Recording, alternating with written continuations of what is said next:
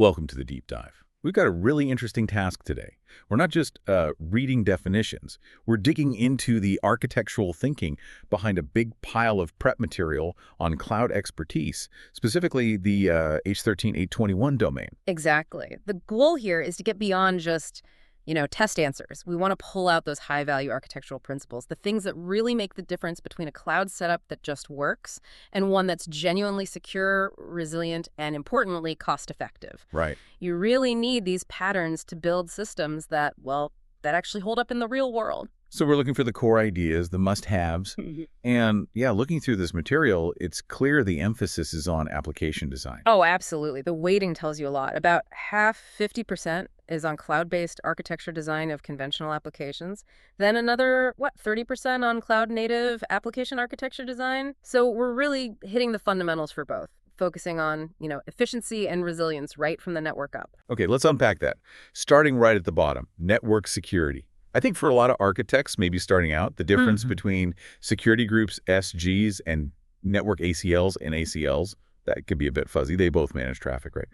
But where's the really critical distinction if you're designing defense in layers? Yeah, that's a classic one. The critical line, well, it's drawn in two places, really. Scope and statefulness. Architecturally, you absolutely need both because they protect different things. A security group, an SG, is stateful. And it operates at the instance level more precisely, the network interface, the ENI. Stateful. Wait, what does that mean in, practical terms? Day-to-day configuration? It means convenience mostly, but also a narrower focus. So if your instance sends a request out, say, to fetch a web page, the SG basically remembers that conversation. Right. When the reply comes back, the SG automatically lets it through because it knows it's part of that ongoing session. Oh, okay. Even if there's no specific inbound rule allowing it, it keeps track of the connection state. So yeah, it's great for protecting individual servers or workloads. So if the SG is the smart, stateful guard right at the server's door, what's the NACL doing then? Right, so the network access control list, the NACL, it's stateless, and this is key. It operates at the subnet level. Think of it like the main gate for the whole neighborhood, not just the security system for one house. Right. And because it's stateless, it doesn't remember connections. If you allow traffic in on, say, port 80 for web traffic, you also have to explicitly add a rule to allow the response traffic out on those higher ephemeral ports. Wait. If it's stateless, doesn't that make it, way harder to set up and maybe riskier if you forget a rule? Why bother if SGs are easier? It is harder to configure, definitely. It forces you to be more explicit. But you need it precisely because of that wider scope. SGs protect individual instances. NACLs give you that broad, coarse-grained filter for the entire subnet. A safety net. Exactly. Imagine an instance inside your subnet gets compromised somehow. The NACL can still block unauthorized traffic trying to leave that subnet, even if the attacker managed to change the SG on the compromised instance itself. It's like your ultimate network boundary control. Okay, that makes the two layers much clearer. You need both. Okay, let's shift from security to efficiency, auto-scaling. Say you've got an e-commerce site, and for a fact, traffic spikes every Friday night. It's predictable, like clockwork. Yeah. How do you use auto-scaling, AS, to handle that peak without just wasting money the rest of the time? Yeah, for something that predictable, a known calendar event using a reactive policy like one based on CPU alarms is often inefficient. It might be too slow to react or scaled down too late. Right. You should use that predictability. The best fit here is a scheduled policy. Scheduled. And the architectural benefit there compared to an alarm policy in this specific case. It's about precision, which leads to cost optimization. An alarm policy might kick in late, hurting performance, or it might keep instances running too long after the peak, wasting money. A scheduled policy works off a timetable you define. You just set it and forget it. Pretty much. You tell it, okay, scale up at 6:45 p.m. every Friday, knowing the rush starts at 7:00. You guarantee performance during the spike, and then you schedule it to scale back down precisely when the peak usually ends. No guesswork, much better cost control. Architecturally sound. Love it. Okay, efficient architecture. Now let's talk data, specifically data longevity and keeping costs down. Here's a common scenario. Patient medical records. Legally, you have to keep them for, say, 10 years. They get looked at a lot in the first year, maybe, but after that, almost never. How do you use something like Object Storage Service, OBS, to handle that 10-year retention without breaking the bank? This is a perfect use case for lifecycle management policies in object storage.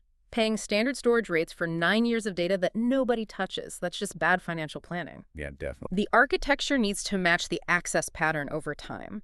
So the best approach here is to set up a lifecycle rule to automatically transition that data from standard storage to cold storage archive after 1 year. Standard for year 1 when it's active, then deep freeze for the next 9. Okay, but archive storage, isn't retrieval really slow?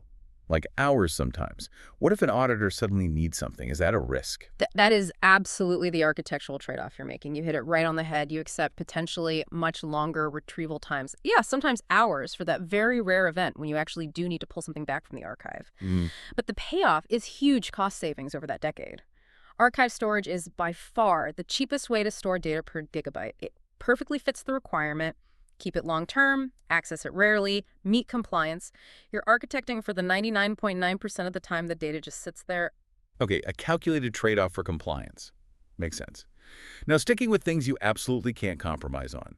High availability, HA for databases. If you're designing a critical financial app, maybe using RDS for MySQL. And the #1 requirement is surviving an entire availability zone failure with minimal downtime. What's the mandatory setup? Right. For that level of criticality, forget simple backups or single AZ setups. They won't cut it. You absolutely must go for a primary standby HA deployment, and crucially, across 2 different availability zones, AZs. That gives you protection against a failure impacting a whole data center location. So the architecture is built to withstand one AZ going dark. How does the minimal downtime bit actually work? What makes the failover fast? The standby instance sitting in that second AZ isn't just idle, it's constantly replicating data from the primary. It could be synchronous or asynchronous replication, but it's hot. It's ready. If the primary AZ has a major problem, power loss, network failure, whatever the cloud platform's control plane detects that outage pretty quickly, and then it automatically promotes the standby instance in the other AZ to become the new primary database. And the application just reconnects. Usually, yes. The key is that the connection endpoint often stays the same or updates very quickly via DNS. The whole failover process is typically measured in minutes, maybe even less. For a financial app, that automatic fast recovery is absolutely critical for business continuity. Okay, now this is where it gets really interesting, moving into cloud-native territory. The source material gives this, 30% focus. Let's talk containers. Inside something like the container engine CCE, you have worker nodes. What's the name of that core piece of software running on the worker node that actually does the work, manages the container lifecycle, starts and stops things? Yeah, the agent on the node itself, that's the kubelet. You can think of the main CCE API server as like the central command center giving out orders. I need 3 copies of this app running. Yeah. The kubelet is the foreman on the ground on that specific worker node. The foreman, I like that. Makes sense. Yeah, the kubelet gets those orders from the command center, reports back its status, and it makes sure the pods and containers assigned to its node are actually running like they're supposed to. If a container crashes, the kubelet tries to restart it or tells the control plane there's a problem. It's all about maintaining that desired state locally. Perfect analogy. Okay, let's take that cloud-native idea further into event-driven systems. Say a developer needs real-time processing. Like as soon as a message lands in a distributed message service DMS for Kafka queue, it needs to immediately trigger a serverless function. What's the architectural setup for that instant reaction? Right. The elegant way to do this leverages the platform's built-in integrations. You configure a function graph function with a DMS for Kafka trigger. This really changes how you think about building the application. And the key architectural win here is that the function isn't constantly checking the Kafka topic, right? That polling is wasteful. Exactly. That's the huge difference. In older models, you'd maybe have a small server or even the function itself waking up every few seconds asking anything new. That wastes CPU cycles, costs money, and introduces latency even when there are no messages. Right. With the native trigger, the DMS service itself effectively pushes the event to function graph. It invokes the function only when a message actually arrives. It flips the model from an inefficient pull to a super efficient event-driven push. That's massive for scalability and true pay-per-use. Huge advantage, yeah. Okay, let's switch to operations and governance. Because even the best architecture needs good visibility, right? So imagine your ops team sees high CPU on their basic monitoring dashboards, maybe from AOM or CES, but they can't pinpoint which specific microservice or even which database query is the culprit causing slowdowns that come and go. The high-level charts aren't enough. What's the specialized tool they need? Yeah, they're seeing the symptom high resource use, but they're blind to the cause within the application's flow. They need visibility across all those distributed parts, not just isolated server metrics. They need application performance management, or APM. Okay, APM. And what's the key capability APM brings that solves that specific problem, like finding the slow query? It's distributed tracing. Basic monitoring tells you, hey, the server's working hard.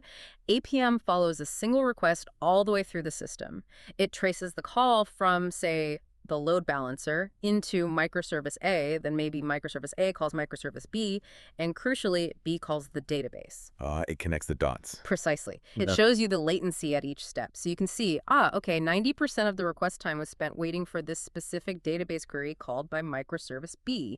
It pinpoints the bottleneck in the context of the entire transaction flow. Simple resource metrics just can't give you that level of diagnostic detail. Absolutely vital for microservice. Okay, next. Security governance. Let's say you have a strict rule. All our EVS disks, all our OBS buckets, they must be encrypted. And critically, we, the organization, need to control the keys, creating them, rotating them, deleting them. What cloud service is the central point for managing those encryption keys? That's the job of the Key Management Service, or KMS. KMS acts as your secure vault and manager for cryptographic keys. It lets the organization, not just relying on provider defaults, actually control the full life cycle of the keys used to encrypt data across different services, whether it's disk encryption or object storage encryption. So KMS basically turns encryption keys into managed auditable assets for the company. Yeah. Helps with compliance across everything. Exactly right. It centralizes control and provides that crucial audit trail for governance. All right, moving quickly to the development pipeline itself. If you want to visually map out, automate, and orchestrate the whole CI/CD process, grabbing code from the repo, building it, running automated tests, deploying it, what's the service that manages that whole workflow? That orchestration layer, the thing that connects all those pieces, is the CodeOps pipeline. You use it to define all the stages: build, test, deploy, and the actions within each stage. It's like the conductor for your DevOps orchestra, making sure everything happens in the right order, integrating your code repo, build tools, testing, and deployment mechanisms. Got it. CodeOps pipeline. Okay, finally, let's touch on migration strategy. Often the first step people take. A company wants to move an app that's currently running on VMware on-premises into the cloud. They want the absolute fastest way, minimum fuss, minimal changes to the OS or the code itself. What do we call that quick and dirty approach? That strategy is rehost. It's much more commonly known as lift and shift. The main architectural advantage is speed. You're essentially just picking up the existing virtual machine environment and dropping it onto the cloud provider's infrastructure services, making as few changes as possible. Gets you onto the cloud fast, that's for sure. Seems like the easiest starting point. It is often the easiest initial step, yeah. And look, for some applications, maybe ones that are already well optimized or don't have a long future anyway, it might even be the right choice. But architecturally, it definitely comes with some significant trade-offs down the line. We'll leave it there for this deep dive. Talk to you next time.